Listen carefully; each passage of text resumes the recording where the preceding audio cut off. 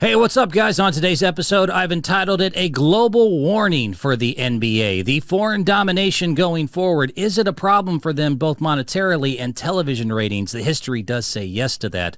Plus, other countries are just bananas sometimes. I have some must-see clips from some must-see sports, I guess you can call them, but they're absolutely crazy, and you'd be crazy not to check it out. So do it.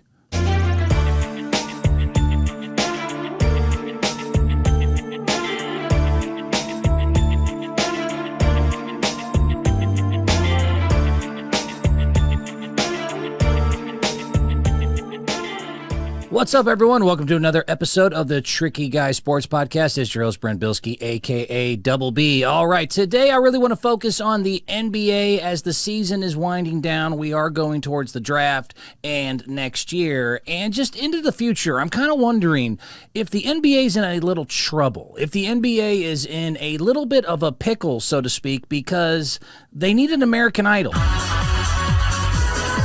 And the pun is very, very intended there. What I mean by that is I'm saying I'm looking at for the first time, maybe ever, the NBA had the global invasion, and that's all great. But right now, it is not just the invasion, it is the domination. The fact is, these guys kind of came in and more or less took our jobs, man. They took our jobs! Yeah. They took our jobs! Yeah. They took our jobs! They took our jobs!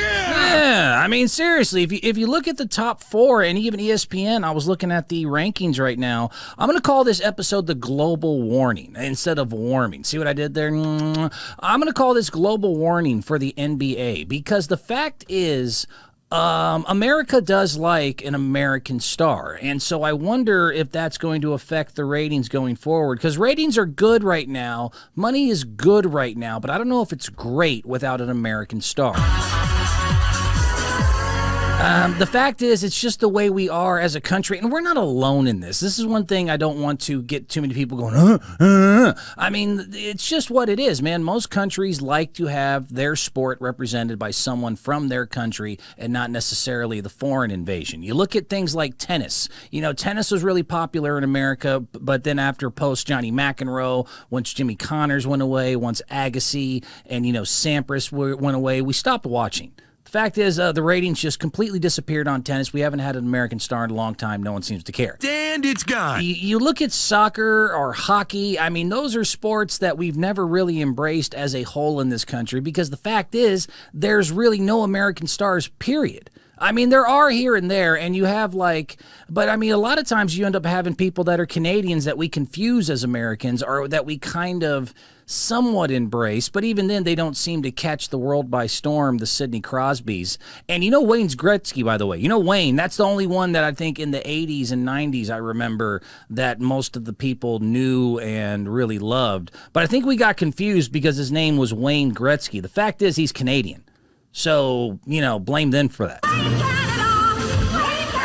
They fooled you. Oh, Wayne, that's a good sounding American name. That's American. No, it's not. It's Canadian. But even then, there was a little bit. But other than that, the Vegas Knights winning and names that we don't recognize, it doesn't seem to really move the television meter. You look at baseball, and I mean, baseball back in its heyday, was, our sport, American born and bred. And now you look at the names in baseball, it's Shohei, it's Altuve, it's Ramirez. And when you look at the top guys in baseball, Machado, Yordan Alvarez, Soto, Correa, Lindor, it's just, and I mean, there's also the speed of the game and there's other things you can bring up. But the fact is, even the stars that most people do recognize are like Mike Trout or the big one right now, Aaron Judge. That's a good Merica Yankees, New York, Judge, home runs. We like that. That's an American star. That's someone we can get behind. The National Basketball Association over the years has made some mistakes, I would say, in the last decade that have affected their ratings, and we'll look at it in a second, and I'll explain here a little bit more just exactly what I'm talking about, and I'm not just on some psycho right-wing MAGA trip here. I'm being honestly wondering what the NBA is going to do about this, and again, I'm going to re-entitle this The Global Warning. The fact is the NBA has made a few mistakes besides what's happening with the invasion here. The fact is they embraced really and allowed a fake gangster, want to keep it real kind of hip-hop culture that say what you want about it. When keeping it real goes wrong. A lot of them weren't really getting down like that, and B, it just turned off middle America. They also really got into the politics and the platforms, and I'm going to use my platform to speak on everything. And that's just in general, again, middle America, where you need to get your TV ratings, where the majority of your money is going to come from, didn't really seem to really get into that as much. A lot of people, when the COVID ratings were tanked, all wanted to blame just the pandemic and everything else and different viewing patterns. The fact is, it was too much whether you agreed or disagreed, and it seemed to turn off a lot of people. Even people who said sometimes, I agree with a lot of what they're saying, but I don't come here for that, and that turned a lot of people off. The team jumping, obviously, going back to starting with who out there and jumping from LA to Cleveland, and you had KD going to the Warriors. So between the team jumping and the politics and the wannabe keeping it real, when keeping it real goes wrong. NBA was already kind of in a interesting situation, but now, again, with the foreign invasion here, it's no longer just that they're parts and important parts of the team, but they're now the ones who are the head of the snake. I mean, the top 4 guys right now, according to ESPN ratings, and I think most MVP voting and everything else, go Nikola Jokic, Joel Embiid, Luka Doncic, and Giannis Antetokounmpo. These are not Waynes. These are not, the sports that we love. And the sport I forgot to mention when I was mentioning all the 4 major sports here, like I said, you look at tennis, we lost the American stars, we stopped caring. You looked at soccer and hockey, we really don't ever have American stars there. We've never really cared. Baseball has gone, again, more global. We seem to not pay as much attention. Football, though, that's us. That's the one we like, the one that we really will get into here in America, because there's American stars all over the place. It is our sport. We made it. It's homegrown. And so it makes a lot of sense that it has the most ratings, that it has the most popularity, that it makes the most money. That is Merica. Do you get what I'm saying here? I mean, it makes for an interesting conversation going forward, because the fact is, in the NFL, you got guys like Brady, Manning, Rodgers, Hurts, Jefferson, Wilson, Mahomes. These are names and people that we more relate or emulate to. Guys like Antetokounmpo and even Embiid and Jokic and Luka Doncic. They're not just. It's not even just that they're not from around here and that they took our dubs, which some people I know just never really seem to get behind, and the ratings seem to back that up. It just kind of is what it is. Yeah. I mean, also, Jokic is just no personality. I mean, it's not just that there's a foreign invasion, but now the head of the snake is brought to you by a guy who, A, has no personality, B, doesn't really seem to care, and C, has openly said in a post-finals interview that he doesn't even really like the job. If you're Commissioner Silver, I wonder how you feel about the lead guy, the number one guy out there, basically saying that he could take or leave this job. From what it seems like, he'd rather go ride horses in Serbia and eat cheeseburgers or something. I was playing this yesterday, but listen to this. You said after the Lakers win, you said you were surprised that you didn't feel more. So I'm curious what you are feeling right now, and if you're looking forward to a parade coming up in Denver. When is parade? When is parade? Thursday. No. I need to go home. Okay. Nobody likes his job, or maybe they do. They're lying. No one likes their job, including myself, even though I just won the championship and finals MVP. And if they say so, they're lying. Hey, what do you feel about the parade here? Everyone's going to be out in Denver to support you. Oh, I want to go home.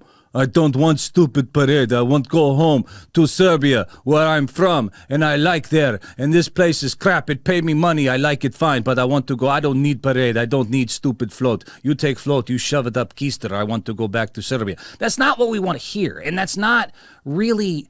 I wonder. I wonder going forward if the NBA is going to have some issues, because looking at the ratings, and so I don't want to just sit here and say this is all opinion. I want to give you some fact. The ratings are okay. The money is good, but it is a little concerning here. So the television ratings for the playoffs were actually pretty solid for the last 5 years. And I read. So ABC, ESPN, and TNT averaged 5.47 million viewers per game in the NBA playoffs. That is the most watched in 5 years. So it's the highest rated playoffs that we've had in 5 years. The finals, though, was a slight decrease from last year. And the Nuggets, with Jokic led, even with Butler and the Heat, did not have the same ratings as the Warriors and Celtics did last year, which, again, Jason Tatum, Steph Curry, Klay Thompson, Jaylen Brown. These are guys that we know. These are guys that we understand. The NBA playoffs overall did well in cable, which is becoming less of a impressive stat in my opinion. I mean, cable is getting so spread out and flooded to where I really don't know how much it means to me when they say that the NBA playoff games were 15 of the top 20 most watched by people under 50 since the start of April, that they had 9 of the 10 most watched programs on all of television since the beginning of May.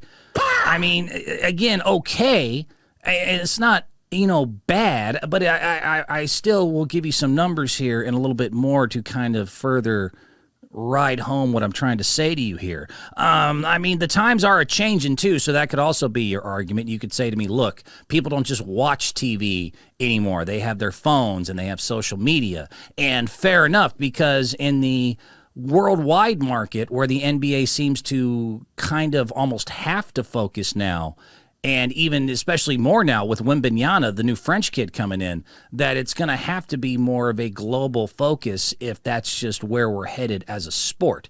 Because, I mean, the fact is, though, on social media, we did do quite well. The NBA social media platforms got 8 billion views. And I read. That is the most playoff viewed ever. It is also driven by users outside of the U.S. The NBA app had an historic postseason where viewers on NBA League Pass on the NBA app instead of television or the typical ways that we watch it here in America was up 32%. And Nikola Jokic himself, the finals MVP and now considered best player in basketball currently and, NBA champion, he went from the most 18th most viewed player on the NBA social media app and had 540 million total views involving himself or his name. So he went from 18 to the number 1 most. And again, that was mostly driven by Serbia and Europe and a lot more of the worldwide influence. So there is, there's money here and there's ratings here. I'm not sitting here and telling you, I'm just saying that, it's not good that the NBA has gone worldwide. But I'm going to reiterate, this is the epicenter of the universe in a way. It really is. Like American culture and what we watch and what we like does seem to have an impact on overall. And I mean, if you're the NBA, all your teams are here. There's a few in Canada, but you know what I mean? Your teams are here. You're going to want our country's kind of like interest and support. And like I said, you looked at tennis when the American guys went away, we stopped paying attention. You look at, again, soccer, hockey. We just didn't really ever get into it because we don't have people that we really get into. Baseball used to be it, but then it kind of went away from that, and it seems like between that and the speed of the game that we've lost our interest. The only one that we've always supported and continue to support and will continue to probably support for the, much more future is the one sport that we invented that is completely ours, and that's the NFL. It's just an interesting thought here. And also, so who could maybe take that going forward? I guess would be my other point here. Like, who actually could take the reins and be the next big star, the next American Idol? It's an interesting conversation.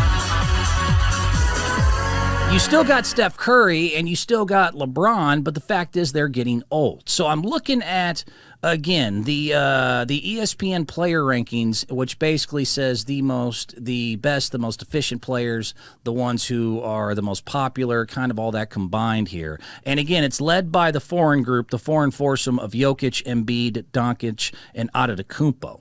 Other names out there, again, are guys like LeBron, he's just getting older, man. Now, the ratings are still there for him.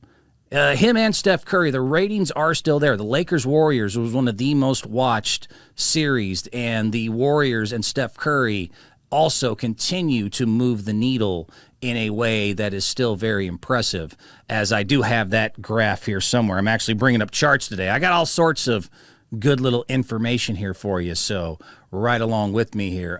We had the top-rated playoffs in the last decade, which is technically kind of unfair because, let's face it, that's over like the last 5 years. Or, not even 3 years. But if you look at it, I mean, it is just LeBron and Curry dominated. The top early round NBA playoff audiences in the past decade are led by this last round, the Warriors-Kings in the first round. So that's how much Steph still gives you popularity. After that was the Warriors-Lakers series, which was right behind it, so LeBron and then Steph Curry. Sixers-Celtics this year, Warriors-Lakers. These are all games, just single games here. Warriors-Lakers was also doing well. Warriors-Grizzlies, Lakers-Warriors, Kings-Warriors, Warriors-Lakers, Lakers-Warriors. The only one that even comes into this is the Bucks and the Celtics, and that was from last year. But you can see there is a lot of popularity as far as in the last few years and a resurgence. And that's great. Don't get me wrong. But it's still nowhere near what we used to be. I hope y'all understand that. It's just not. I mean, 9.84 million is great. The NBA Finals having an average of 11.64 is cool. But it's not what it was in its heyday or its, quote, golden era of attention, ratings, American stars, people that we liked, like the 90s, and MJ. Fact is, MJ dominated the market. He dominated the attention. MJ dominated the universe. Let me get to one more of these here so you can read along with me. We can actually read together. Look at the most watched NBA Finals games in NBA history. And, oh, Lord, 35.89 million viewers for Michael Jordan. 32.1 for Michael Jordan. 31, 30, all above 30 million. The only other one to crack into the top 5 and double what even the best we've done this last year with the Heat and the Nuggets and, the last few years where the NBA seems to be kind of on a dip. That did double the ratings there that wasn't named Michael Jordan was the LeBron James Steph Curry finals of 2016. So again, there's just not there. I'm not trying to be a jerk here, and I'm not trying to be upset that there's a global invasion here. But let me know and point it out to me if I'm wrong, and I'm not. Where the sport that's completely almost led by a foreign group that we've embraced and that we love and that we give a lot of ratings to. I do think the NBA has something. I don't know what they can do about it.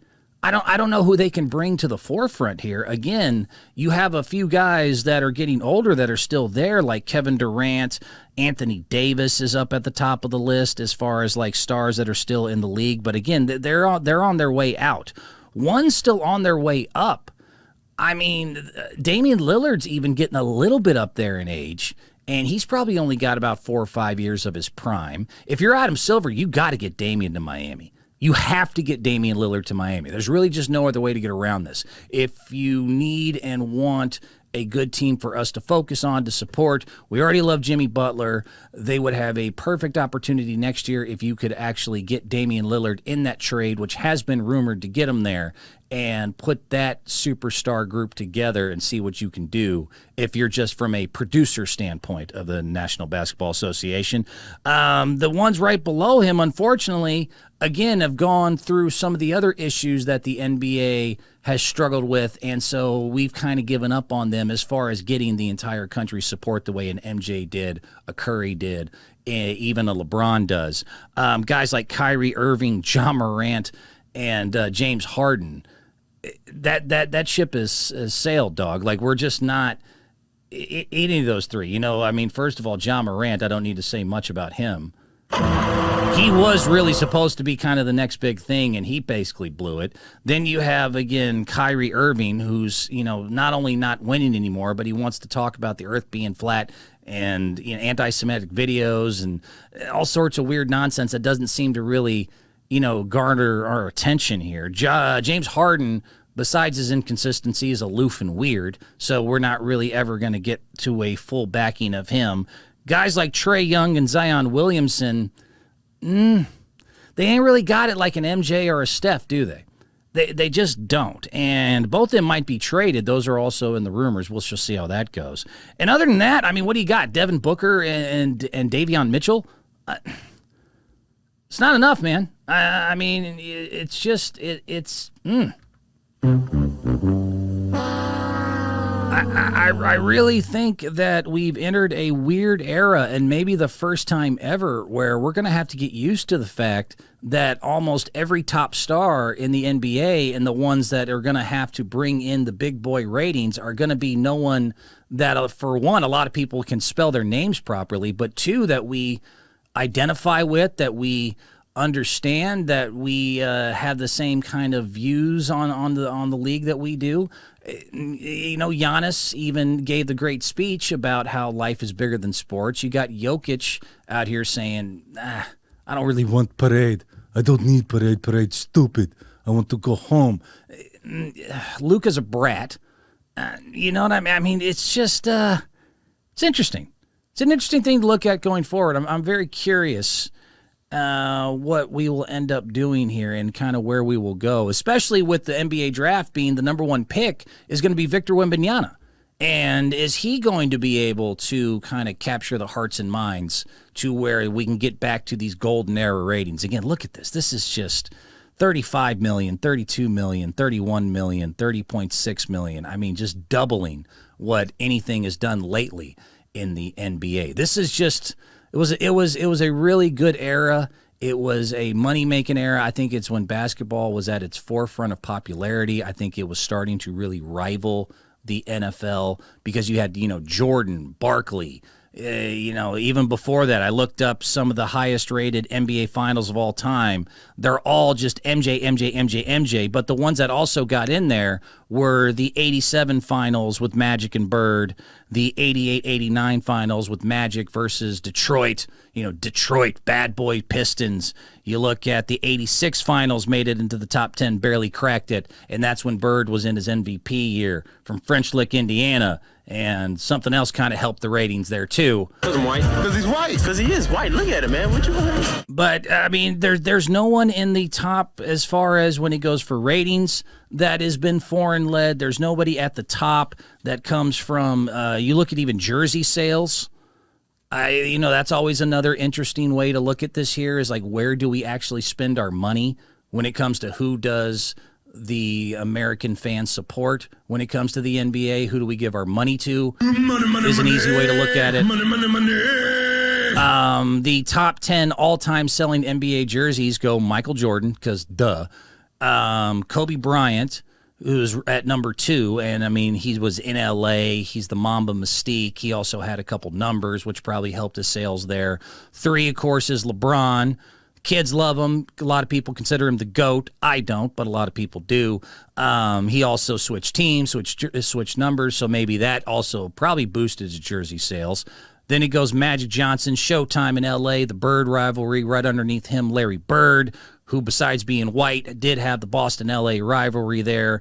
Underneath him at 6, Steph Curry. Then it goes Shaq, Dr. J, Allen Iverson, Kareem Abdul-Jabbar. So again, boom, boom, boom, boom, boom, boom. Every 1 through 10 is all American-born, American-bred players. The only one that even cracked into 11th for the all-time top jersey sales was Hakeem Olajuwon.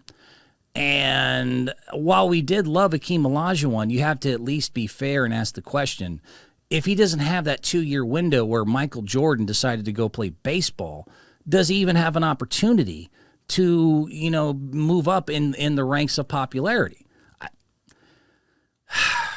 Just saying.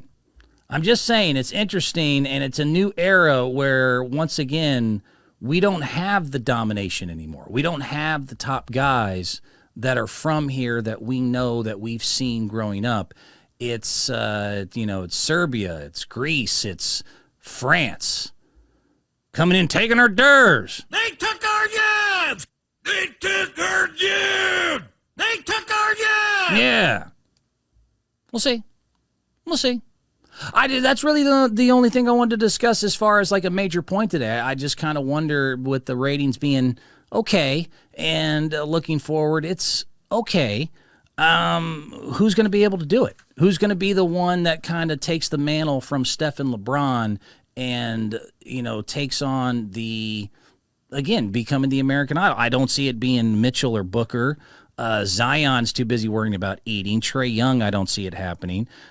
James Harden, John Morant, or Kyrie Irving, let's not even have that conversation. Anthony Davis is old and hurt. Jason Tatum is mercurial. He's not really, Again, Damian Lillard. It seems like Damian Lillard is where a lot of the kind of maybe there's something there if you can get him to Miami to really solidify Jimmy and that fan base for the next few years, and then see what happens through the draft and who comes up that can try to take on all these foreigners out here taking their derbs, pissing me off. The future to come back and take our job. Moving on. That was my main thing today. Again, if you have any comments or questions, please leave them underneath on the YouTube channel. Go to Tricky Guy Sports on YouTube, or if you're on Spotify, leave me a comment. Wherever you can do it, go ahead and let me know. Let me know what you think about what I just said. This is, again, not on some MAGA stuff. I just think that the ratings, the jersey sales, the popularity, and everything else you combine, if you look at just the world, fact is, at some point, we're going to need someone to take that mantle, and I wonder who it's going to be. World does go wacky. The rest of the world is kind of wacky, I will say that. I'm going to go right into videos here because I got some really good ones today. Really good ones. You seen it? You seen it?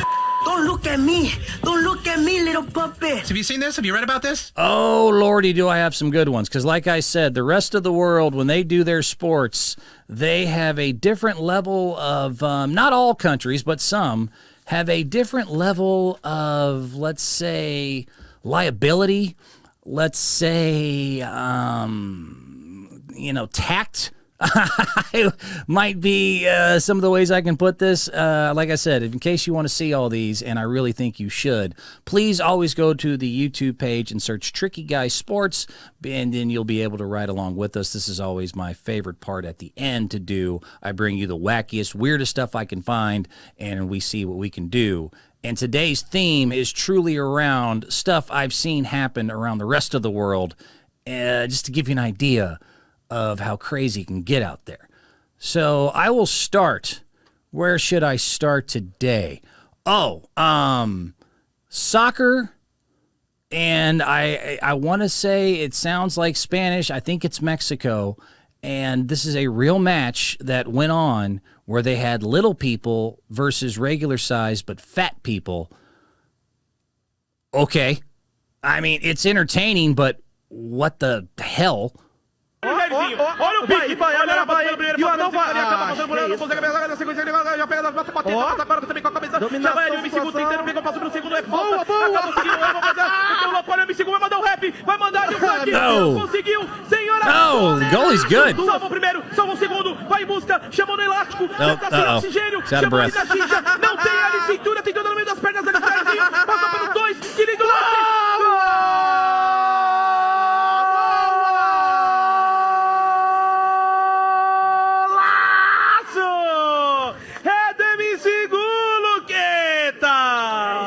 O que você achou, Red? Aqui, ó.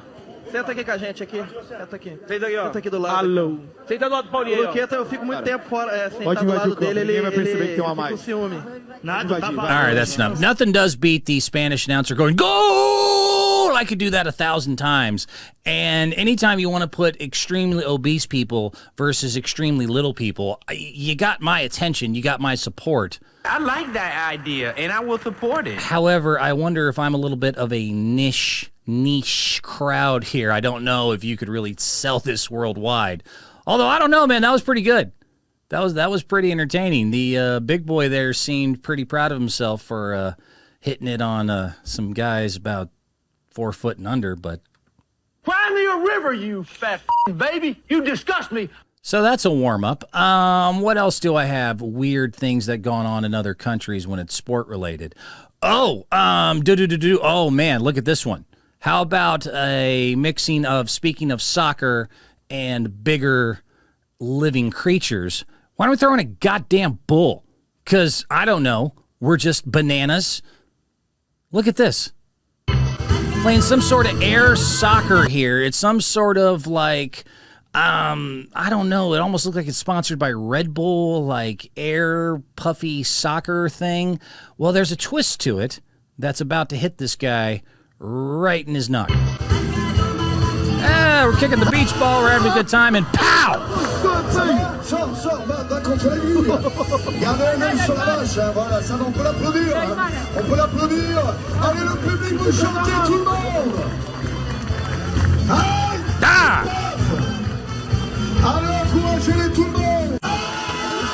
Pow!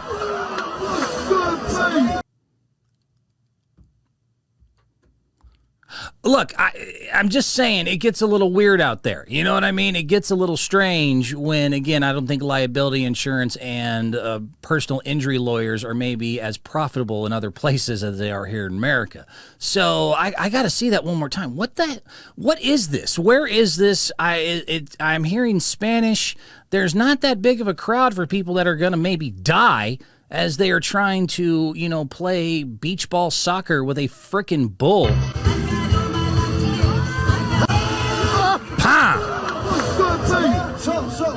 I love how he runs back and high. I mean, yeah, he just got smoked.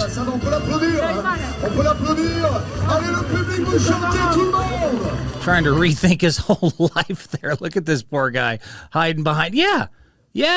Ding dong with your ass crack sticking out. What did you think? You were playing beach ball soccer with a live bull. Is it to get laid? Do you think they do this to get laid? Do you think they impress, hopefully, some poor, lonely, sad woman out there in the audience? That they'll be like, oh, he's a risk taker. Maybe I should, do something about it. Maybe I should show my appreciation. Sex. We've done crazier things. Guys have done worse when it comes to trying to get some. Speaking of getting some...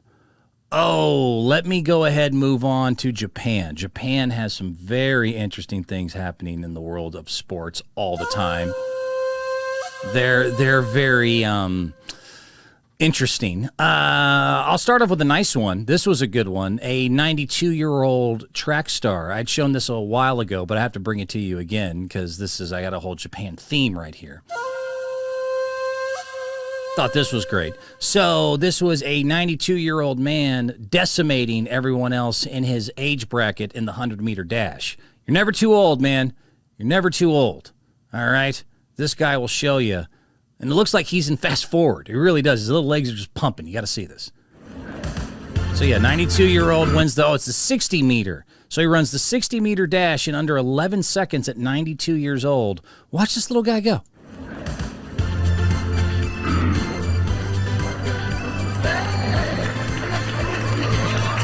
Take that. I'm out of here. Deuces.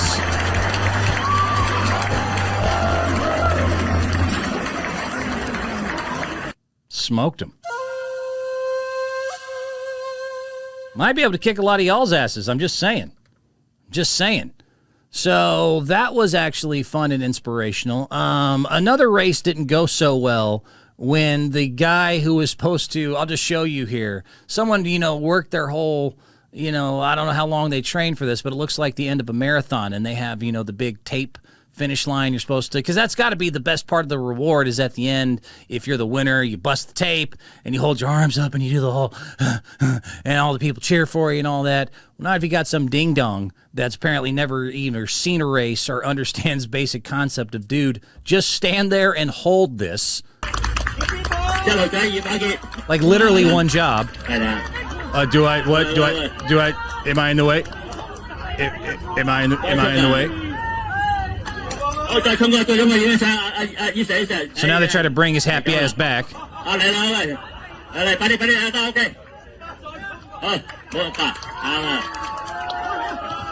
And he drops it. Bro, is it really that complicated, man? Like, just hold the goddamn tape. Let's see if he finally gets it. One more, third time's a charm, buddy.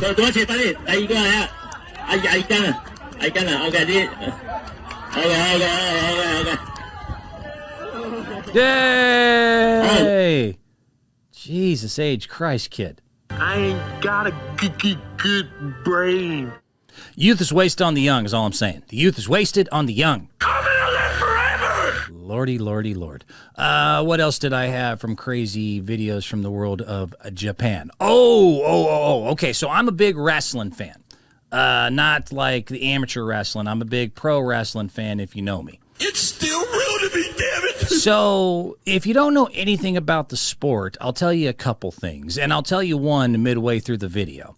Japan specifically is known, they have a very popular wrestling community. Other than, I would say, arguably America and certain parts of Europe and all that, but Japan is definitely up there and maybe rivals America as the #1 wrestling fan, pro wrestling fan capital of the world.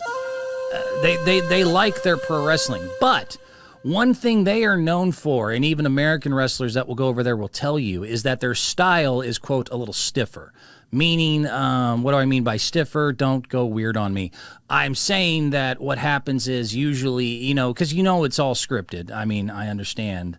All wrestling fans understand that it's a stunt show, that no one's actually trying to hit each other. It's still real to me, damn it! But, they do, they'll do the fake punch, but in order to sell it, they'll either try to stay close on a punch or a kick, or they'll at least kind of, maybe try to just baby land it on you. Not in Japan. Japan's known for what's called working stiff. And it's not what you think. What it means is that, like, when they lay into you, even when the punch is coming, they're going to hit you with a decent amount of force. And it's a rougher, stiffer, just more, stop it with the innuendos and the pausing. I know what I'm saying. They hit a little harder. Everything is a little tougher, a little rougher over there. So there's a famous clip, though, of when it went wrong, and I'll explain to you the other term that you'll see from watching this that you'll need to know when you understand pro wrestling. Not your house, sunshine. See, okay, right there. So, did you see it? I already spoiled it. So, yeah, watch one more time. That first kick is kind of more what you're used to in pro wrestling. Not your house, sunshine. Little kick to the back, and that's kind of how it's supposed to, ow, oops. Then he done screwed up because, again, they do try to land closely or try to make it a little bit more, convincing or real looking. And this was as real as it gets because he kicks him dead in his noggin.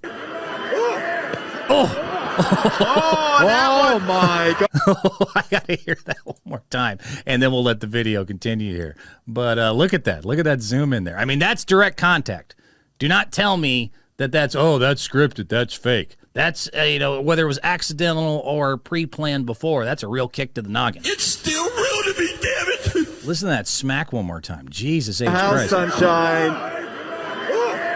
Oh!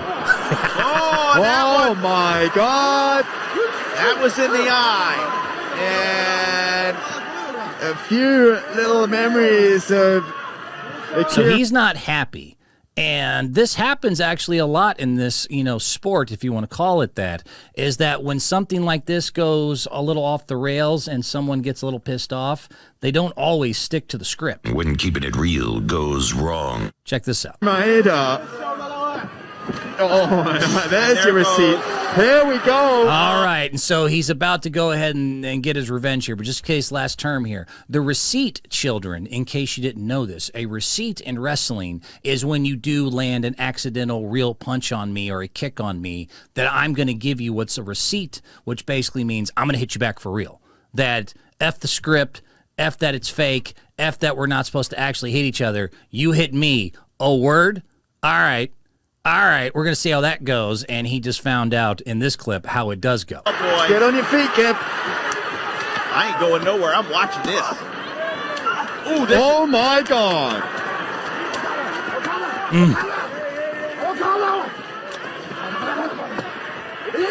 Yeah, Okada split open above his left eye, and he is beating the hell out of Kiyomiya. Oh my goodness. Oh my goodness. That is Japanese wrestling, and that's also what's known as a receipt. So you're welcome. What else did I want to bring you here? I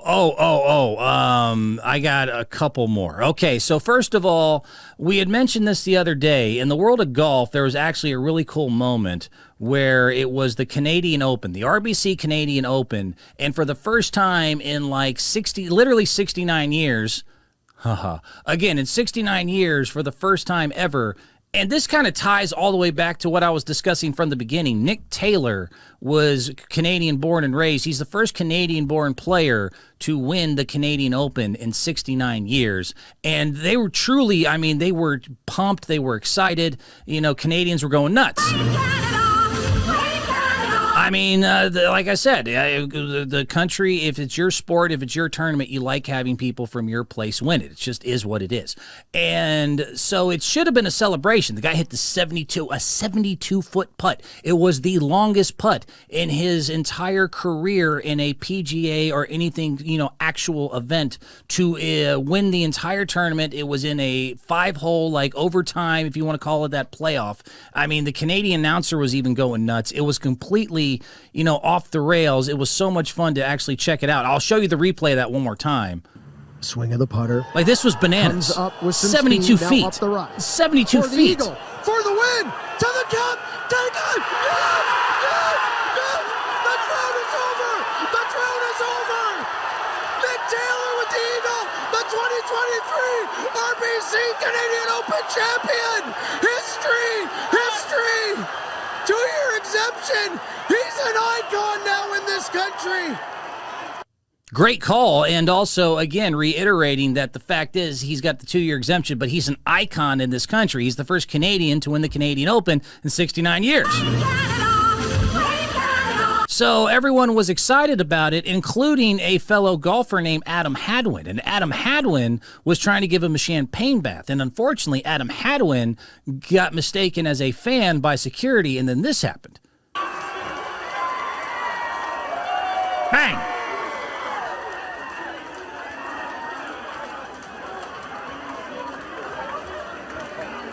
That's what happens when you try to celebrate in Canada. They're not even a real country anyway.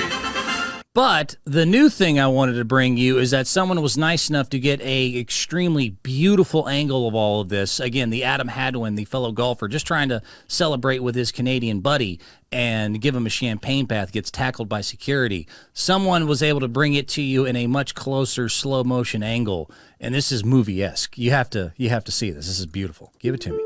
Look at this. Yay! Yay, Canada! Yay, Nick!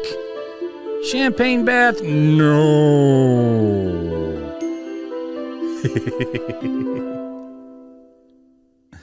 Hey, what's that little boot, eh? What are you doing over there, hoser? I mean, that's just beautiful. This is, seriously, Scorsese couldn't have shot this better. Got the 360, even the champagne in the background, and this pissed off.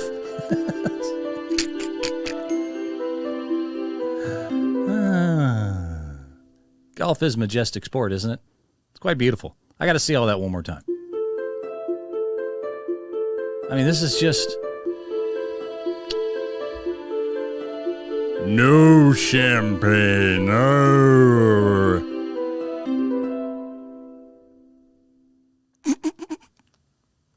Canada. They're not even a real country anyway. Last one, and this is just to give you an idea of just how, again, maybe, what's the word I'm looking for here? Maybe unregulated. That's what I'm looking for. Maybe how some other places can just do things that are a little less regulated, a little less on the up and up. I just saw this, and this will be the last one. I got to roll out of here. I saw this on one of my social media apps.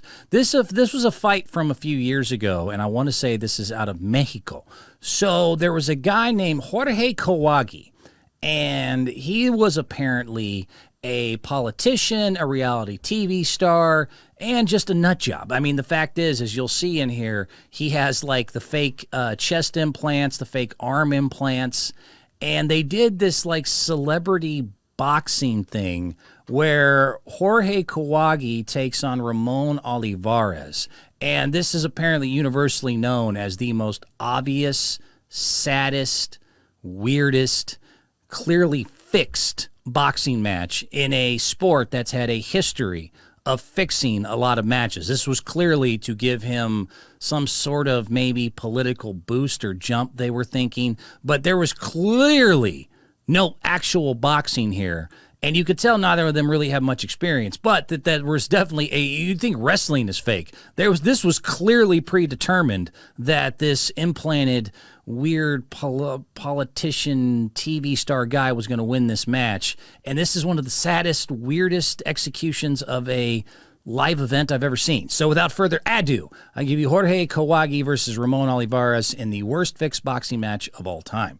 No defeat, all by knockouts. So he's in the black shorts, Kawagi. Yeah, he has not fought for 10 years. You gotta look at that knockout one more time. Look at this devastating punch here. He's gonna give him with the left from hell. Oh. Is his neck okay?